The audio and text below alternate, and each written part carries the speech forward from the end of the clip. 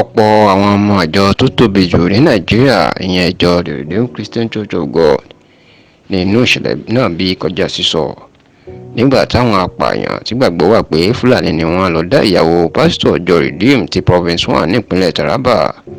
pásítọ̀ Kóyè Tìmílẹ́yìn Moses, ìyẹn Olúwakẹ́mi Moses lọ́nà, tí wọ́n sì yìnbọn pa á lásìkò tó rin ìrìn àjò láti lọ bá ọkọ rẹ̀. Tẹlifíṣàn Yorùbá Tòótọ́ gbọ́ pé láti ìlú Àkúrẹ́ nípínlẹ̀ Ondo ni Olúwakẹ́mi ti gbéra lọ́sẹ̀ tó lọ lọ́hùn-ún lọ́sẹ̀ tó kọjá yìí pẹ̀lú ọmọ rẹ̀ tí kò ju oṣù méjì lọ láti lọ bá ọkọ rẹ̀ tó wà nípínlẹ̀ Taraba níbi tó ti jẹ́ pásítọ̀ ìjọ Redeemed. Àsìkò tí wọ́n lọ tí mọ́tò wọn dé ojú ọ̀nà márosẹ̀ Wúkárí sí Jọ́tà nípínlẹ̀ Taraba, ìmà ni àwọn Fúlàní apààyàn tíjọba ń pè ní báńdíìtì ló máa dá wọn lọ́nà, bẹ́ẹ̀ ni wọ́n ṣínà bọn fún àwọn tó wà nínú mọ́tò náà. Níṣe ni ìbọn máa lọ bá Olúwakẹ́mi tó sì ti bẹ́ẹ̀ tó dèrò ọ̀rọ̀ alákejì o.